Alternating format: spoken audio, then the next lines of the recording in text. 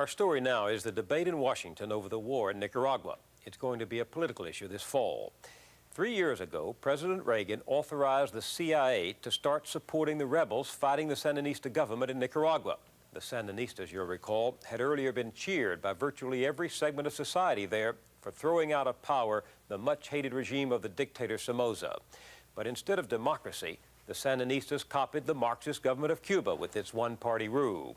This drove some Nicaraguans who had supported the revolution into the countryside, where, with members of Somoza's old bodyguard, they've been waging guerrilla war against the Sandinistas.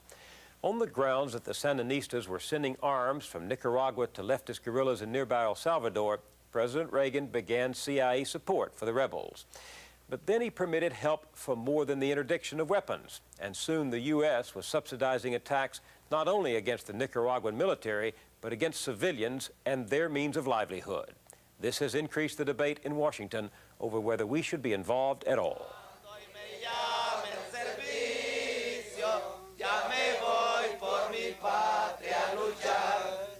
The Sandinista government calls them criminals.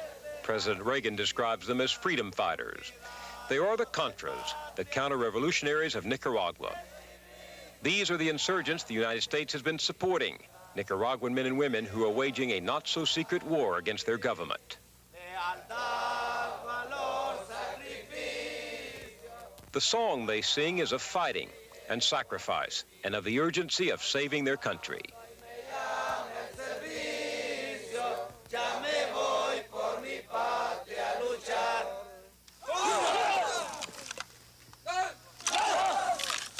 The drills start at dawn at base camps in neighboring Honduras or hidden in Nicaragua's own countryside. Some of these people may be former National Guardsmen, the troops of the late dictator Somoza, who was overthrown by Sandinista revolutionaries. Some are simple peasants trying hard to become professional soldiers. We're fighting for the democratic rescue of the Nicaraguan Revolution. We are revolutionaries. We do not accept the name Contras. We are not counter-revolutionaries. We are part of a revolution that has been betrayed. Alfonso Rebelo was once a member of the Sandinista government. Disillusioned with its Marxist policies, he quit to become a rebel leader. Nicaragua is going around Cuba, and Cuba going around the Soviet Union. And we are now more dependent from the Soviet Union in Nicaragua that Nicaragua was dependent from the United States in Somoza time. And there has been a lot of noise being made by the Sandinistas saying we want to be independent from Yankee imperialism, but we also want to be independent from Soviet imperialism. If you substitute one by the other, it doesn't do any good to the people. These soldiers are the enemies of the Contras. They are Sandinistas, supporters of the Nicaraguan government. On a hillside in Nicaragua, the Sandinistas keep watch, guarding their town against a Contra attack. These men are members of the militia, unpaid Army volunteers. They stay here 24 hours a day, just in case. The town is Ocotal, a provincial capital with about 20,000 inhabitants. Almost everyone here appears to be armed, even these school children who patrol the streets. They say they're ready to fight if the rebels attack. The people here know what to expect. On June 1st of this year, several hundred rebels invaded Ocotal, and the streets still bear the scars of battle. Bullet holes riddle the walls of family homes and the local hospital. We heard shots coming from the street, people screaming and yelling.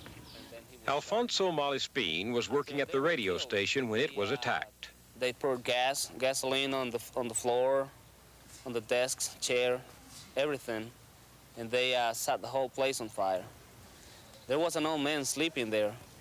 They beat him up and he got shot. At about the same time, there was a kid next door. He was trying to get out to the street. He was caught. They beat him up and then he was shot too. When the rebels left 4 hours later, 34 people were injured and 14 were dead. Some of the casualties, like this woman's husband, were members of the army or the militia, but 7 were civilians.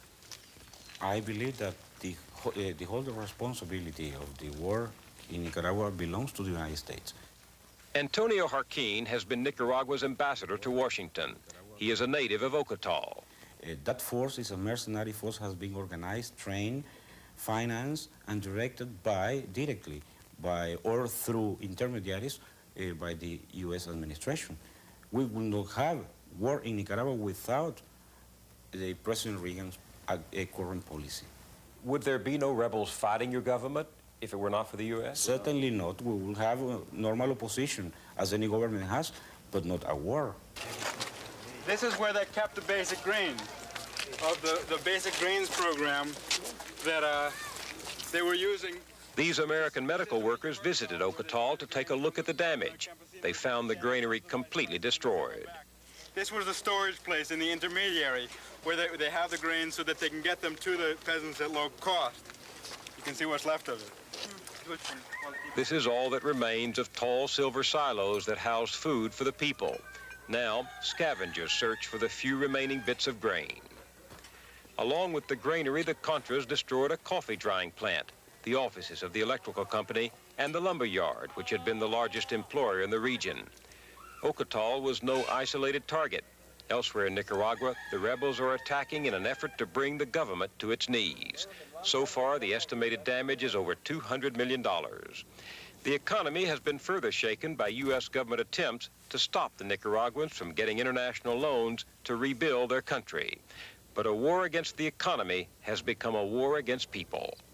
I was captured by a group of Contras, and I was taken to a training camp in Honduras, and they kept me for 12 hours, more or less.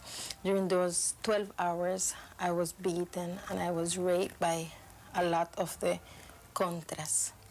Dr. Myrna Cunningham is one of nearly 200 health and education workers allegedly tortured, raped, or killed by the Contras. Now she's suing the Contras and the U.S. government for damages. They were very proud because they said that they were receiving support from the United States government, that they had the Americans that were training them and bringing them canned foods. They had Camel cigarettes, and they were proud because they were smoking Camel cigarettes. And that made them feel very, very sure that they were going to win, they said, the war against the Sandinistas.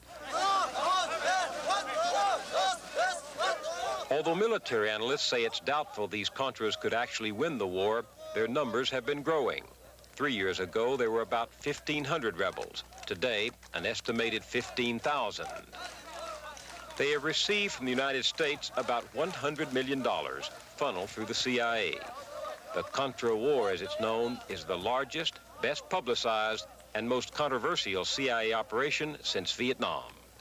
A lot of journalists and a lot of American journalists ask me, well, we have proofs that you have received money from the CIA. Like if this was something criminal. I sometimes feel very tempted to say, look, if you feel the CIA is a criminal, corrupted organization, why don't you Americans write to your congressman and ask for a bill that would cancel the CIA? Because you feel so ashamed of the CIA, you should cancel it. And to me, it doesn't make sense, really. There is a complex about the CIA. I see CIA money as a clean money because it's the money of the American taxpayer. I have no objection for it. That money hasn't reached some of the rebels because it comes with strings attached. More than one faction of Contras are fighting in different parts of Nicaragua, and the CIA has been pressuring them to unite. The price for not uniting is a cutoff in funds. Con la cruel dictadura de Somoza. These men say they haven't received any money for 5 months because they refuse to join with extreme right-wing forces supported by the United States. So they sit in their camps by the river, unable to fight and barely able to feed their troops. We need everything. We need food, boots, clothes, arms, everything. But the main thing we need here is the real support of the democratic governments. We need help.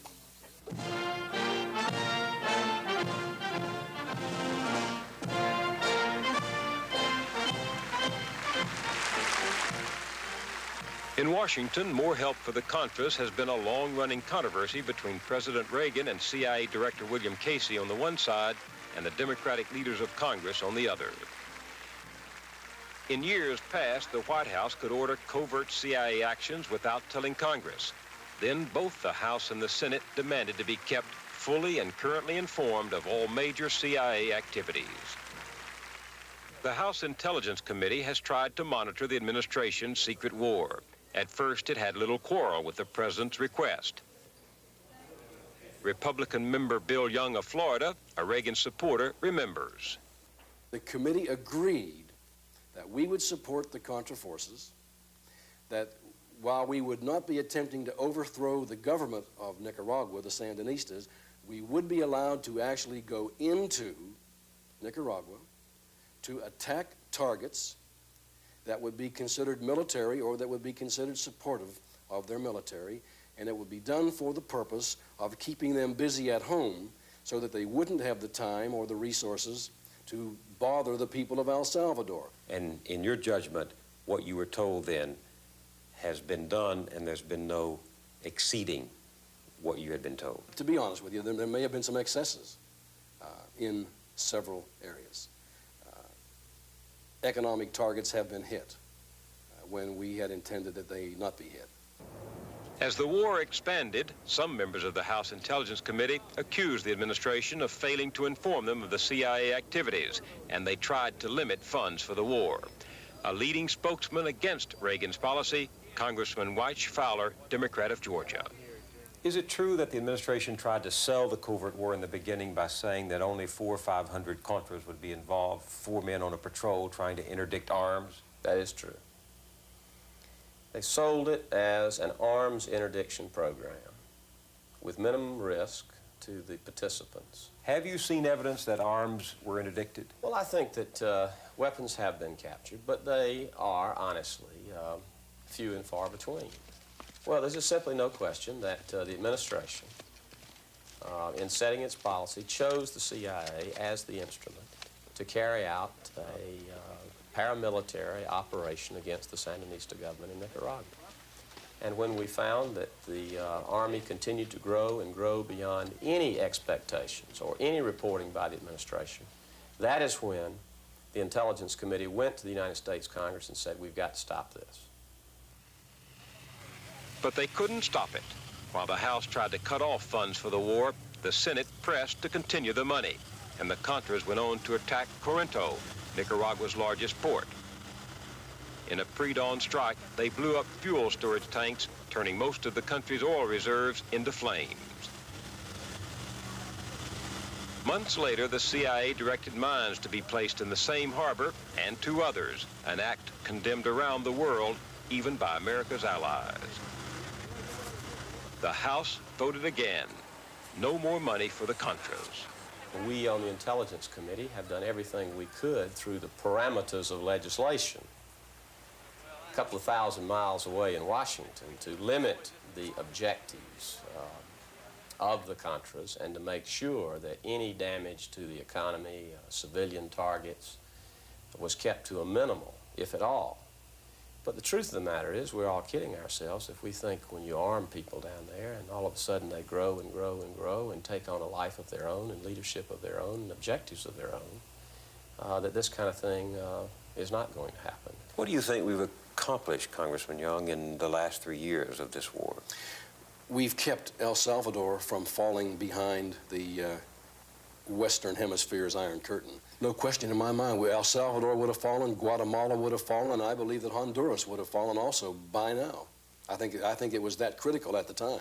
We're the one that are thrusting the flag back to the Sandinistas and rallying that country, regardless of the Nicaraguan citizen differences with the Sandinista regime, causing them in patriotic fervor to rally against the invading army of the United States, forcing them for more help from the Soviet Union, forcing them to Europe, and asking even our allies to help resist these Contras that the United States has financed. So we were achieving exactly what we didn't want to accomplish. And the result, in my opinion, especially after 3 or 4 years, is that we have achieved precisely opposite what we set out to do in Central America.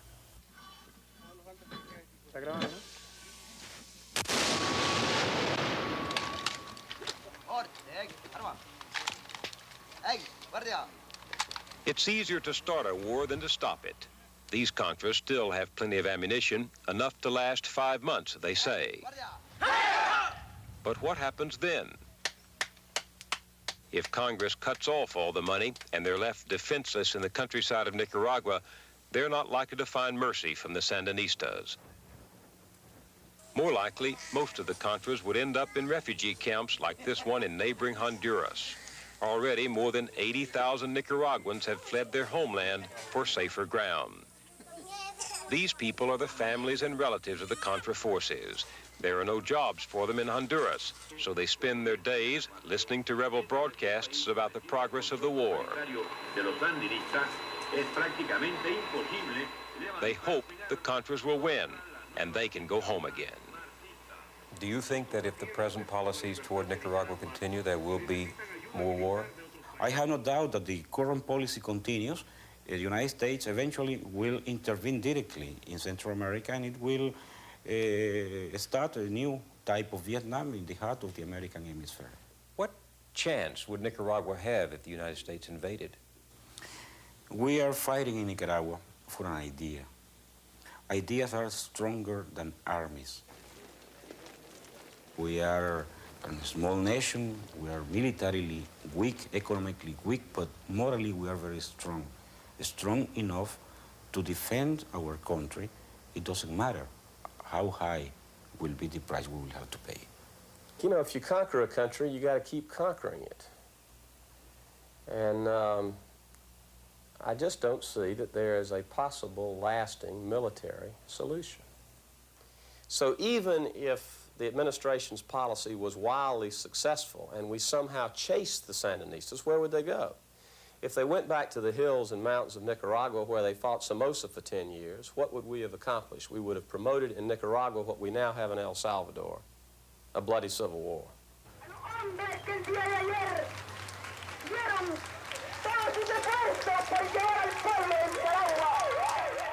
The Sandinista army on parade. Its power continues to grow. Most able-bodied young men have been drafted in the campaign to stop the Contra rebels. Women and children are encouraged to volunteer. But the fate of their war, the future of the Sandinistas and the Contras they're fighting, depends on what happens in Washington. The president wants to continue this not-so-secret war. The Congress is divided. It is by now a familiar American predicament. If we abandon the rebels, to whom we've given encouragement, arms, and money, they will be left high and dry. It happened in Vietnam, Cambodia, Iran, and Lebanon. Those we asked to bet on us bet on the losing side.